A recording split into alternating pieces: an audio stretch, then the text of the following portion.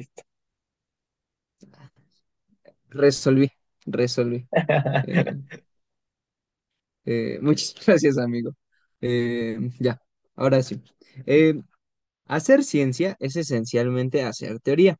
Y yéndonos desde la física, pues primero se diseñaron algunos conceptos que establecían la relación entre eventos específicos. Originalmente esto fue en el movimiento de los planetas y se empezó a preguntar, primero Copérnico, dada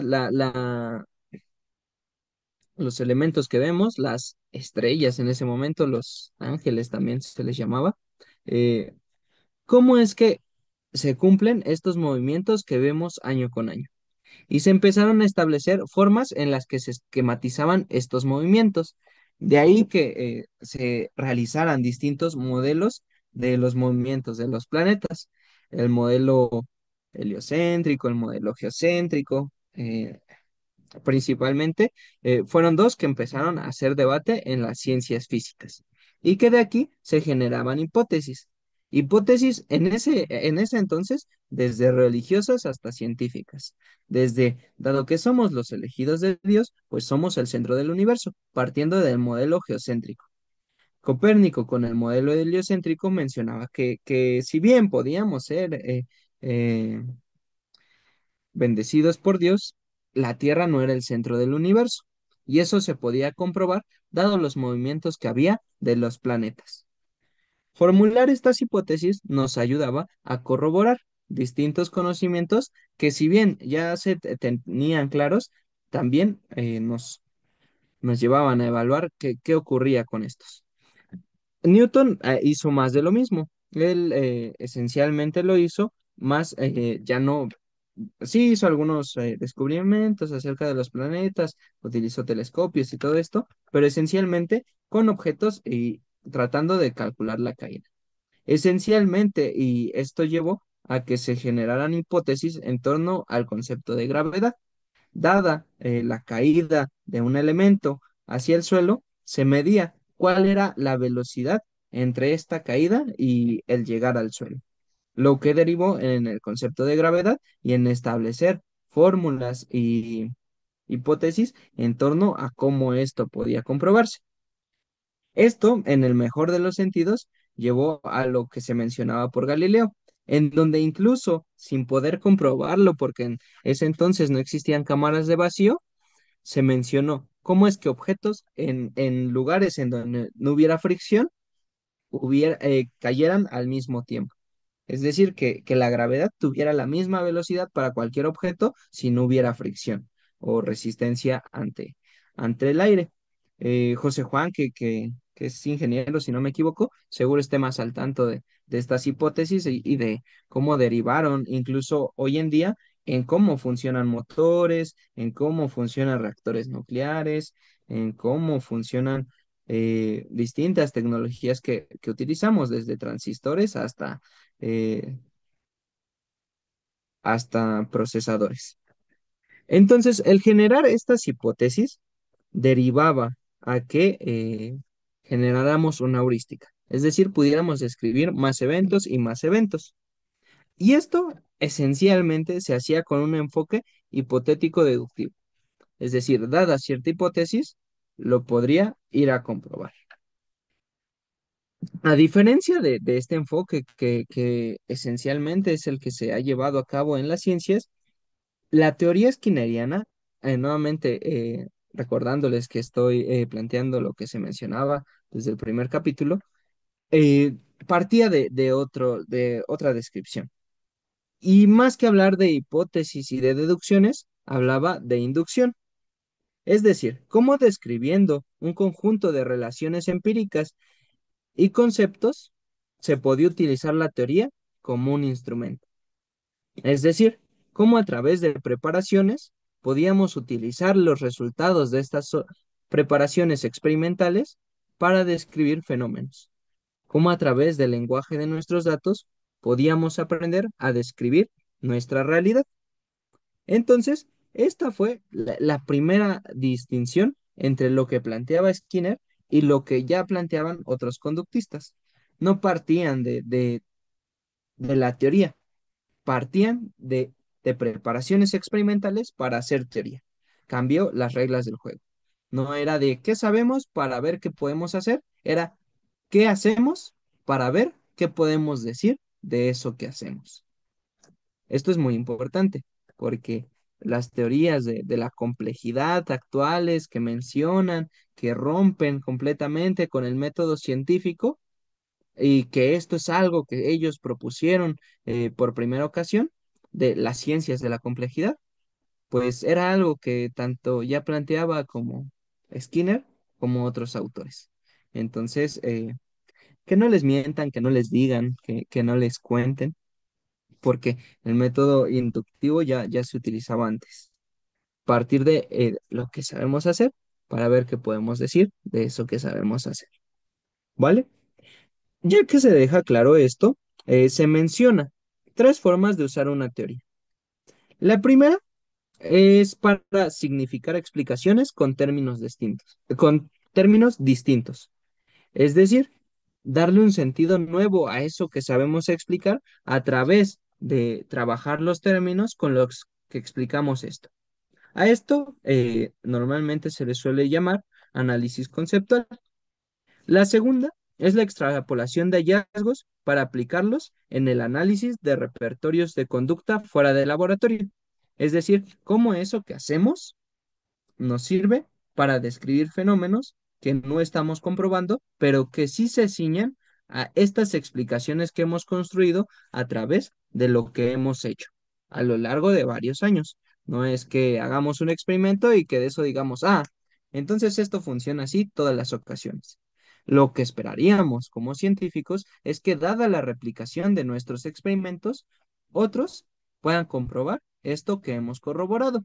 De aquí viene la importancia de que sí puedan descargarse el programa de Sniffy para que a través de que ustedes muestren distintas variaciones en los elementos de sus experimentaciones, vean cómo estos cambios los podemos aplicar a otras situaciones, al menos en principio.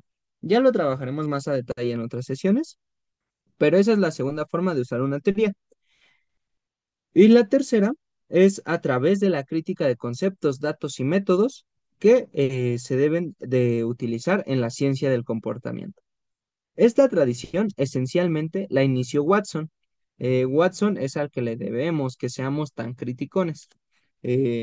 Bueno, tal vez a los funcionalistas y un tanto a William James con el pragmatismo, pero justo ya desde el pragmatismo se proponía que los conceptos solo se debían de utilizar en la medida en la que tenían una utilidad para ayudar a eso que queríamos explicar. Entonces, ya hablábamos de conciencia no como algo oculto, no como algo que estuviera en otro plano, sino como aquello que se construía a través de distintas especificaciones entre las relaciones entre un individuo, un organismo y su medio.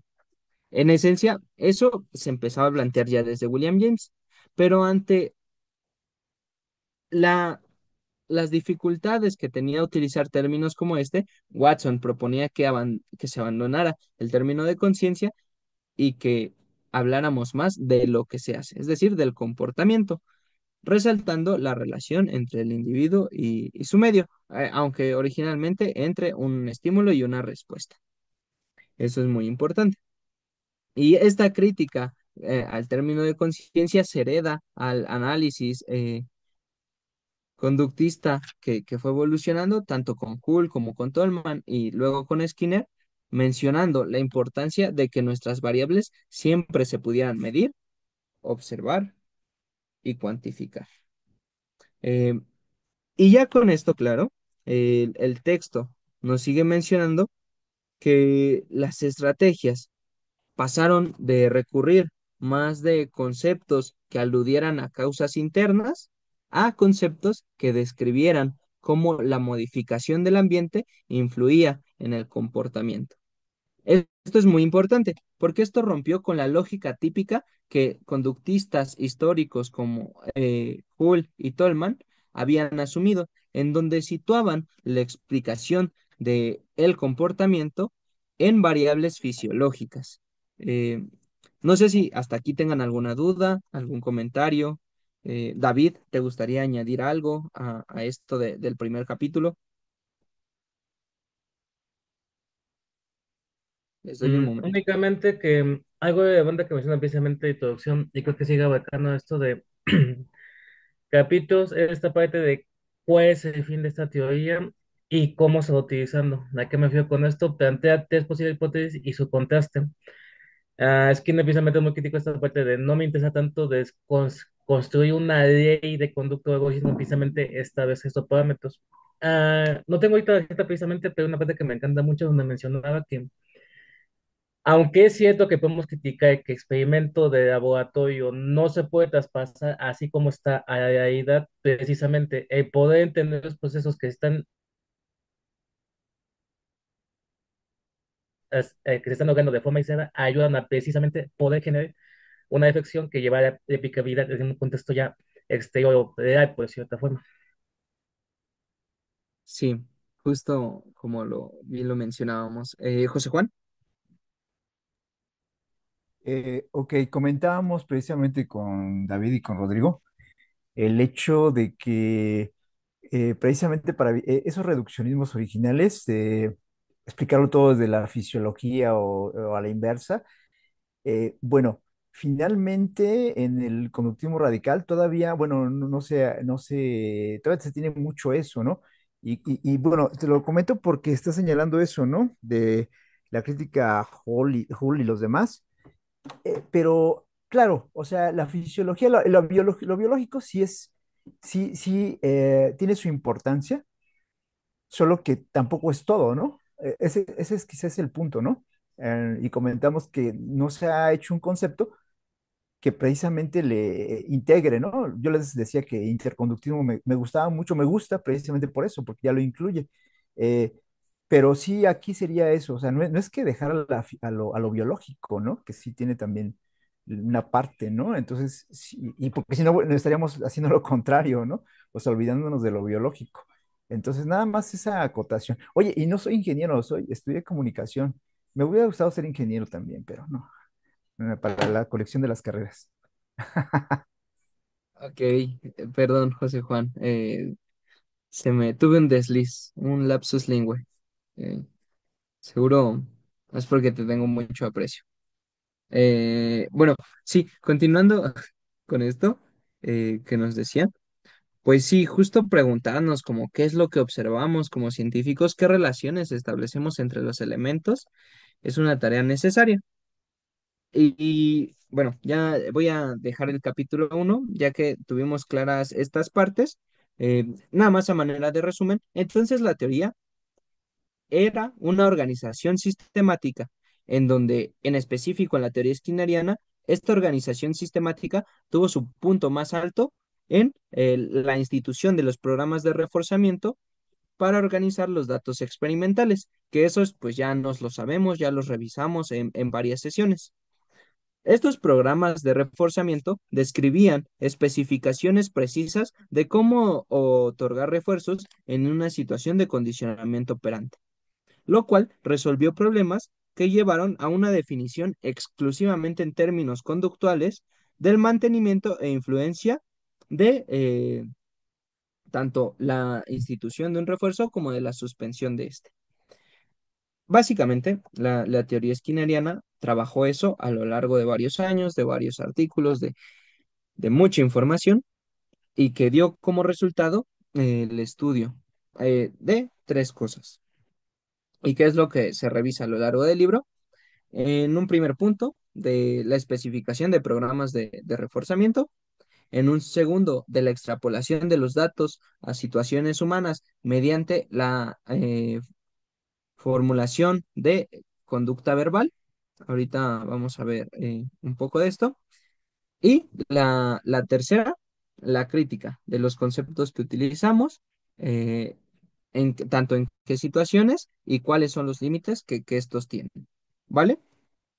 Entonces, bueno, el, el estudiar los programas de reforzamiento no salió de la nada. Ya pasando al capítulo 2, no salió de la nada.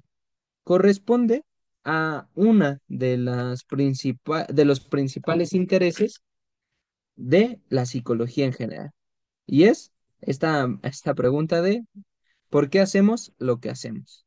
Eh, no fue propiamente de un psicólogo, pero los psicólogos se lo preguntaban antes de que lo dijera este personaje que lo hace tanto. ¿Por qué hacemos lo que hacemos? Es decir, de estudiar la motivación, el aprendizaje o algo que también se estudiaba y dirán, ¿poco eso estudiaban los primeros conductistas? Sí, eso estudiaban los primeros conductistas, las pulsiones. Es decir, todas aquellas causas que llevaban a alguien a comportarse de una forma en específico. Motivación, pulsiones o aprendizaje. Eso fue esencialmente lo que se preguntaba el conductismo de los tiempos de Hull, Tolman, de Skinner. Hull mencionaba que las variables, que hay algunas variables que afectaban a la ejecución y otras que afectaban al aprendizaje. Esto llevaba a que no se tuviera una sola dimensión para estudiar el comportamiento, sino que se tuvieran dos. Y en ocasiones las que afectaban a la ejecución eran distintas a las que se afectaban al aprendizaje, lo cual, denme un momento, no tardó.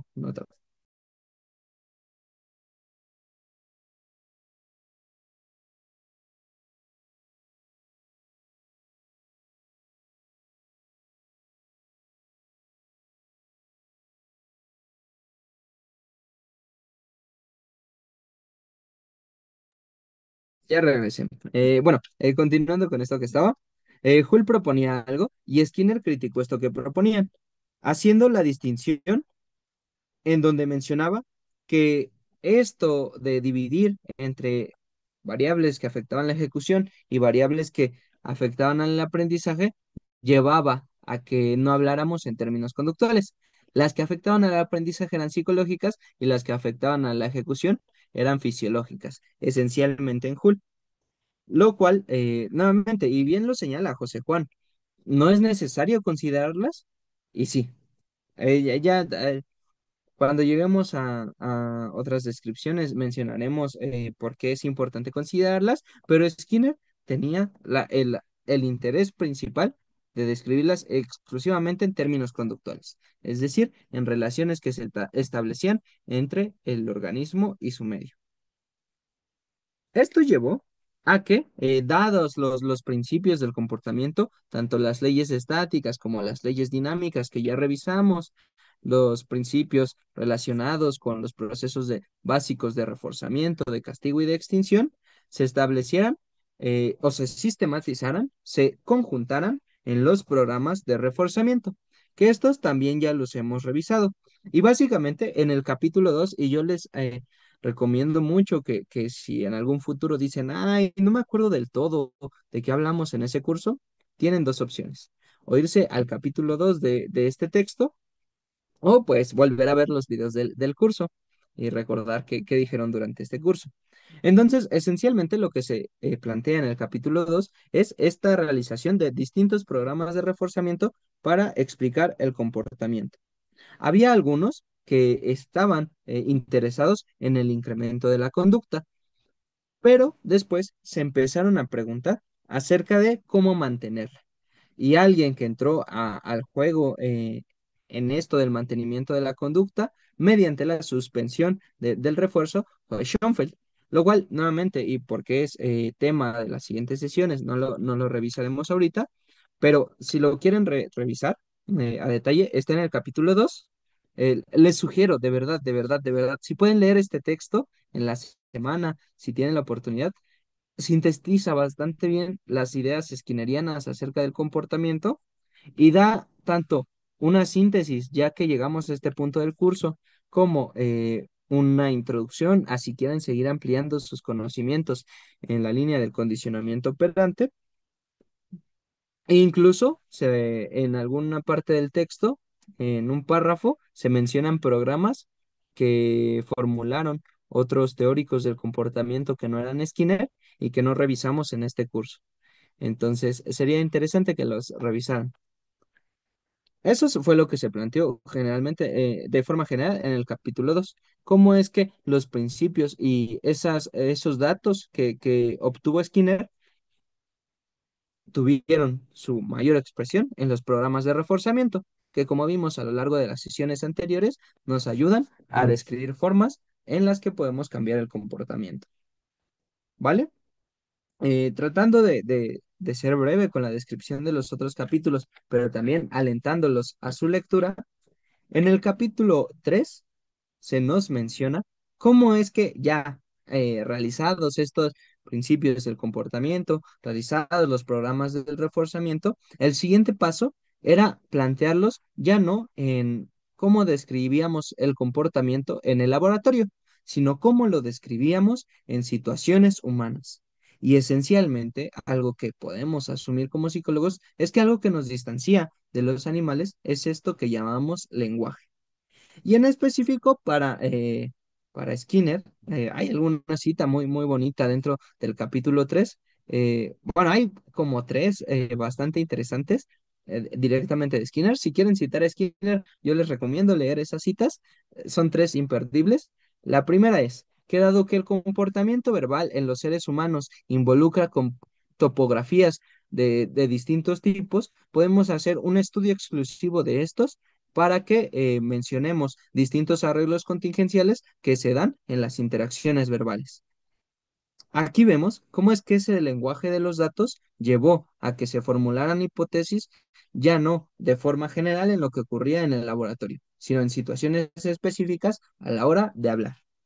Con esto claro, y llevándonos continuando con la descripción del segundo capítulo, no, del tercer capítulo, Skinner nos cuenta cómo es que la conducta verbal se configura en distintos arreglos, en distintos tipos de operantes. Y esencialmente son de cuatro tipos generales y estos tipos, algunos tienen unos subtipos. El segundo tiene tres subtipos. El primer tipo son las operantes bajo el control de estímulos aversivos o estados de deprivación. Cuando nosotros requerimos realizar un operante para obtener un estímulo, ejercemos un mando. Eh, el mando es, en el sentido más sencillo, un comportamiento verbal de tipo imperativo, cuando nosotros demandamos algo. El segundo tipo son las operantes bajo el control de estímulos verbales, los cuales se pueden dar en tres niveles. Las ecoicas, que es la repetición de un término por la petición de un oyente que repitamos un término. La textual, que es cuando nosotros leemos y aprendemos a utilizar el lenguaje en distintas situaciones. Y la intraverbal, que es, dado el aprendizaje de ciertas situaciones, podemos establecer relaciones de equivalencia de otros tipos. Estas son las operantes bajo el control de estímulos verbales. Ya en el tercer lugar están las operantes bajo el control de estímulos físicos, y específicamente es el tacto, en donde es la descripción que hacemos de una situación que estamos bajo la cual vamos a operar y que estamos presenciando. Por ejemplo, si yo les dijera que José Juan, ¿qué es esto? Ay, y José Juan ya se fue. Ah, aquí estoy, aquí No estoy, es aquí estoy. cierto. Aquí estoy. Son José las Juan, tijeras, ¿qué ¿no? es esto? Son las Unas tijeras. tijeras. Muy bien. En este momento, José Juan empleó un tacto para describir esto. Y seguramente, Juan, ¿habías visto estas mismas tijeras antes? No, o sea, el detalle que tienes ahí, ¿no? ¿Qué es un grabado? No alcanzo a ver bien. ¿Qué tiene allí en Sí, colores? Ajá. ¿Son roedores? es No. un... No, no, no, estaría lindo. No, es un grabado de pop art. Ah, ok. Sí, sí, sí. Hubo un tiempo en el que mi, mi corriente favorita de arte era el pop art y pues esas tijeras eh, les muestran esa etapa de mi vida. Eh, bueno, el caso es que justo una de las características de los tactos es que en ocasiones podemos generalizarlo para hacer descripciones de elementos con los cuales no hemos interactuado, pero que también podemos describir u operar. Y aquí, pues, José Juan, justo el reforzamiento consecuente que tendría es, muy bien, José Juan, justamente son unas tijeras. Skinner lo que busca no es decir qué es o qué no es el lenguaje. Busca describir cómo son las relaciones que se establecen entre un individuo, entre individuos cuando se emplea lenguaje. lenguaje verbal, principalmente. Aunque, bueno, verbal, hablando en otros términos también, en términos de lo textual y de, y de lenguaje siliente. Finalmente, la última tipo de operante que describe Skinner son las operantes bajo el control de estímulos internos, y a esta le llama autoclítica, que son situaciones específicas en donde, y así, tal cual, como dice en el texto, eh, es una respuesta que está controlada por otra respuesta y que esto llevaría a comportamientos de mayor complejidad y que establece también una multicausalidad en conducta verbal, Skinner. Justo aquí estaría lo que mencionaba José Juan. Podemos solo describirlo en términos de relaciones, estímulos y respuestas, pues en la mayoría de los comportamientos humanos no solo hay un estímulo y no solo hay una respuesta, sino que en ocasiones respondemos específicamente a una estimulación, pero hay bastantes causas que se añaden a esa estimulación. Nuevamente, y si les interesa el estudio de situaciones humanas, de situaciones en donde se intercambia el lenguaje, el capítulo 3 puede ser una excelente introducción y más en específico David, Rodri y José Juan que estaban hablando en algún punto de su debate de Froyán, pues Froyán, justo su descripción de las interacciones en terapia parte mucho de la concepción de la conducta verbal de Skinner, ¿vale? Si tienen interés en desarrollar, lo voy a decir psicoterapia o modificación del cambio en el comportamiento individual, les sugeriría partir de conducta verbal para conocer un poco de lo que hacemos cuando hablamos de nuestro lenguaje. Y que Dani lo planteaba al inicio de esta sesión al hablar de cómo justo el psicoanálisis se abocó a describir cómo es que los individuos construyen su discurso y cómo al resolver las distinciones, al construir su discurso, lleva a establecer relaciones sí o sí. Estas relaciones ya nos las describe Skinner y podemos emplear algunas para describir ciertas situaciones. Entonces, si les interesa la psicoterapia, conducta verbal es un buen inicio porque María de Jesús Froyán lo recupera bastante. Eh, Finalmente, y en el último capítulo, menciona esta parte de la crítica de los datos, los conceptos y los métodos de la psicología. Watson inició con esto. Y inició criticando el método introspectivo, mencionando que íbamos a seguir hablando de cosas que no existían si nuestro método aludía a cosas que no veíamos. Entonces, para entender es- estos significados, estas formas en las que aprendemos a describir nuestro mundo, no era necesario preguntarnos ¿qué vemos en esta mancha? ¿Qué vemos en este cuadrado? ¿Qué significa para nosotros esta imagen? Sino ponernos enfrente de ciertas imágenes, ponernos enfrente de ciertos estímulos y ver qué respuestas están relacionadas con estos estímulos. Y para Watson, esencialmente, esto era lo que pasaba, que teníamos que controlar ciertos estímulos para obtener ciertas respuestas y controlándolas podíamos conseguir al mejor presidente del mundo, al mejor abogado del mundo, al mejor dentista del mundo o al mejor criminal del mundo. Y hay una frase que se suele decir bastante, muy relacionada con esto que les estoy describiendo. Esta crítica a la metodología derivó en un lenguaje específico eh, que exigiría claridad conceptual para todos los que se abocaran al estudio del comportamiento.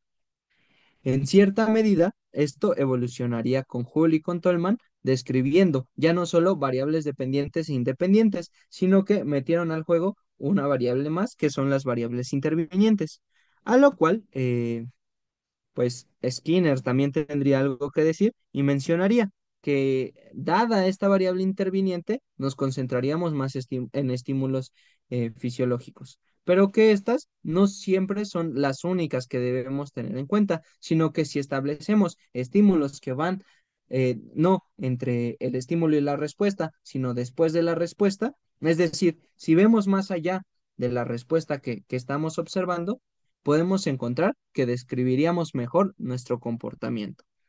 Entonces, esa fue la principal crítica de Skinner al conductismo que se estaba haciendo.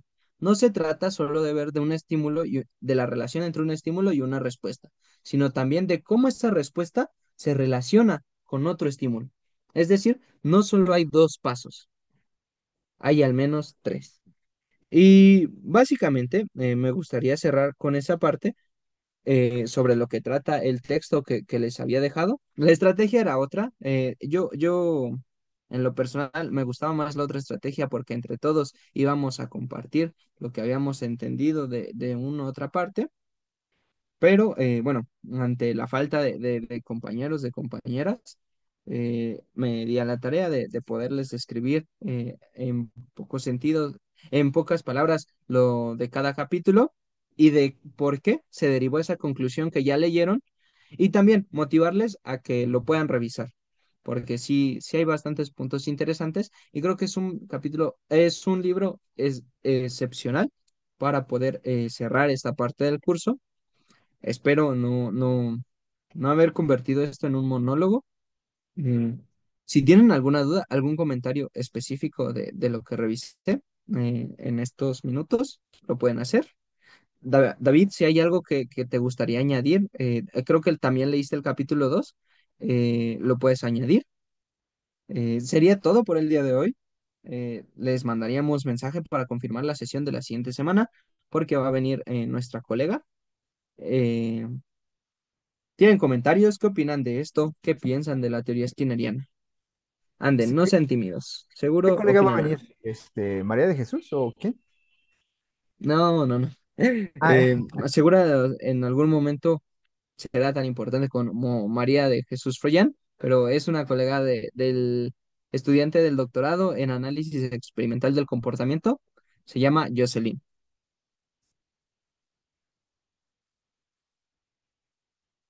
Ella va a venir. Pero preguntas, comentarios, Dije que nos pase guía de funas, estudios para entrar de doctorado. le pueden preguntar, le pueden preguntar. José Juan. sí, en general, bueno, estábamos comentando hace rato que estábamos en la sala sobre, bueno, yo les decía que a estas alturas, el, no sé si llamarlo conductismo radical, porque todavía se le maneja así, ¿no? De hecho, todos lo están manejando todavía como conductismo radical. Eh, Todavía tenemos esos sesgos, ¿no? O sea, con respecto precisamente a cómo se están manejando, quizá por eso, por esa razón, como decía el compañero hace rato, todavía se piensa, ¿no? En ese conductismo cincuentero, ¿no? Sesentero, y pues, obviamente ya ha habido muchos cambios, quizá habría que el nombre o el concepto agregarle algo, no sé, porque al final del día todavía muchos estudiantes, la gente en la calle, etcétera, todavía tiene esa idea, ¿no? Incluso nosotros mismos, yo mismo, ¿no? Todavía tengo esa idea y cuando hablamos de conductismo radical, todavía pesa, ¿no? Un poquito esos detalles del principio. Entonces, les comentaba a mis compañeros que al menos yo todavía no encuentro un concepto que englobe esos cambios, ¿no? Esas adecuaciones, adaptaciones y por eso quizá me vaya más hacia el interconductismo. No sé qué pienses o qué piensen los demás. ¿Qué piensan los demás?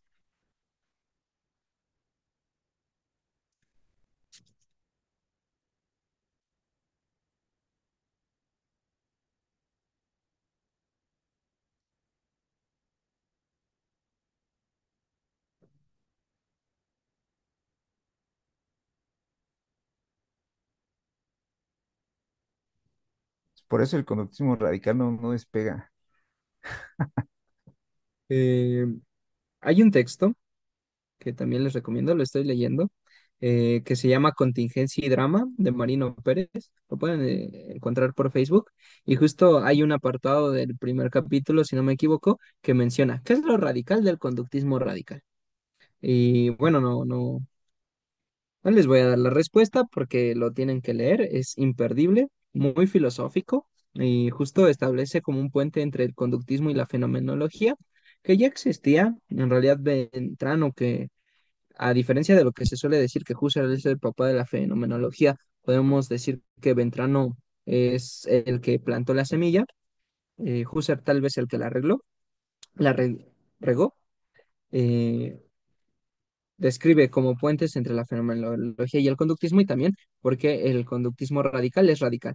Pero en general, y tratando de contestar a tu pregunta, José Juan, hoy en día, como si quisiéramos ver la versión más nueva de la teoría del comportamiento, tendríamos que abocarnos a la Behavior Systems Theory o la teoría de los sistemas conductuales, en donde no solo se trata de estudiar el comportamiento humano, sino el comportamiento desde las bacterias hasta los seres humanos. Todos aquellos comportamientos en donde la relación entre estímulos y respuestas pueden evocar cambios distintos de acuerdo con parámetros específicos. Así lo puedes buscar, la Behavior Systems Theory, y también hay otro libro imperdible de Kitchener, si no me equivoco, que no, es un manual. Es manual de los tipos de conductismos. Está en inglés. No estoy seguro que lo pueda conseguir, pero si puedo, se los paso. Contingencia y drama, Es ese un de azul el que manual de los decías. conductismos. ¿Mande? El de los tipos de conductismo es un azul, Ajá, es un azul. porque creo que yo lo tengo. Por si quieren se los paso. Ok, Y Sí, Dani, pásalo, ¿no? haz Porfa, lo Daniel. posible. sí, Y justo se ven 17 distintos tipos de conductismos. Te cedo dos roedores de los que me iba a dar este Jared si lo consigues. sí se llama Dunge o algo así, ¿no? Donuje, algo así. Es el autor, no me acuerdo. Sí, Bueno, yo pero los paso, justo ¿vale? imperdible ese texto. Y justo no hay un solo tipo de conductismo, así como no hay un solo tipo de positivismo, así como no hay un solo tipo de psicoanálisis. Entonces, justo José Juan, la parte de una ciencia es siempre reinventarse, generar nuevas hipótesis, crear nuevas heurísticas, y en esa misma línea, eh, si bien se mantienen los principios esenciales del conductismo radical, eh, ya se han dado otros nombres a la Behavior Systems Theory. Oye, pero ahí, Eh, en algún momento leí por ahí un articulito, no sé, no creo que sea el mismo que dices, pero exactamente, ¿no? Hablaban de los diferentes tipos de conductismo. E incluso, no sé si ustedes como Grupo Control, en algún lugar lo vi, ¿no? No recuerdo bien. Publicaron y sí, pero son ramificaciones, son, incluso algunos de ellos hasta antagonistas. A lo que me refería un poco también es eso, al que el conductismo radical, o sea, el origen, en su origen, creo que ha cambiado, pero esos cambios los seguimos manejando bajo el mismo concepto de conductismo radical. Entonces quizá habría que hacer un ajuste por ahí, ¿no? Conceptual, no sé, algo. sí, totalmente. Eh, pero nuevamente, te voy a pasar el texto de contingencia y drama, José Juan. Bueno, lo voy a mandar al chat y para que leas por qué el conductismo radical es radical. Que pues se hace una revisión tanto etimológica eh, como científica de la filosofía de la ciencia, epistemológica. Epistemológica. ¿Tú te consideras conductista Etimológica. radical? Buena pregunta, buena pregunta. Eh, Todos sabemos que Jared es libesiano. Ah, es cierto, es eh, que es ribesiano, sí, sí, ya no, no me porque acordaba. Se no, estaba tratando de ocultar. Ay, eso- ok, me siento tirria cuando me dicen ribesiano. Es como cuando le ponen a Superman la kriptonita. Soy cantoriano, soy cantoriano, soy cantoriano. Sí. De hecho, yo podría decir que podremos prescindir de Ribes, pero no se lo digan que esto se graba a rayos. sí, Eh, supongo que en algún momento sí tuviste un encuentro fuerte, ¿no? Con las teorías ribesianas, o sea, las abrazaste así, llegado al fanatismo, y quizá por eso, ¿no? Todos lo comentan, no sé. sí, ya, lo admito. Eh, Leí TC, leí Psicología General, leí una introducción al estudio científico del comportamiento individual, pero después leí a Cantor y fue como de, ok, Rives dice todo lo que Cantor ya había dicho, nada más que lo pone en términos experimentales. Y digo, si quieren hacer experimentación, está bien. Tengo también mis comentarios acerca de la experimentación y sobre cómo debería de cambiar la experimentación en psicología, pero ese no es tema para esta reunión. Eh, ya terminaríamos el día de hoy, sería todo. Si tienen más comentarios, pueden hablar ahorita o callar hasta la siguiente sesión. A Bueno, no, reserva, seguramente van a hablar con personas. Dinos, sí, a reserva Josué. de que ahorita comenten algo. Para cerrar, yo creo que un chiste, ¿no? Jared, al final un chiste. Yo creo, pero a ver, motívenme, que comenten algo. Digan una ¿Qué palabra les y con pareció la la palabra va a sesión decir de un hoy? chiste.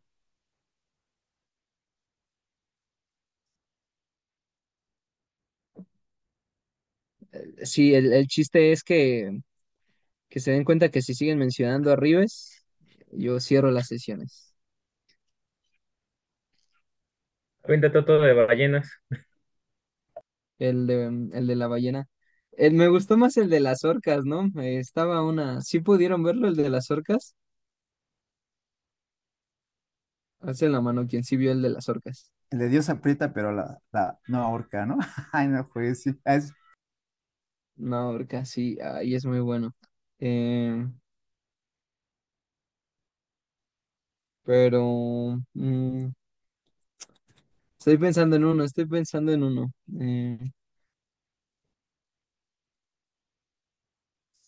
Ay, no se me ocurre ninguno. Denme un momento, voy a buscar uno bueno. Eh, pero cuéntenme, no va a haber chistes si alguien no dice como qué opina de la sesión de hoy, del libro, lo va a leer, no lo va a leer.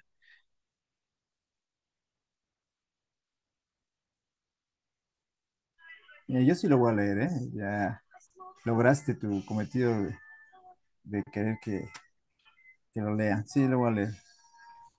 Sí, por dos. También igual, ya me despertó el interés. Ok.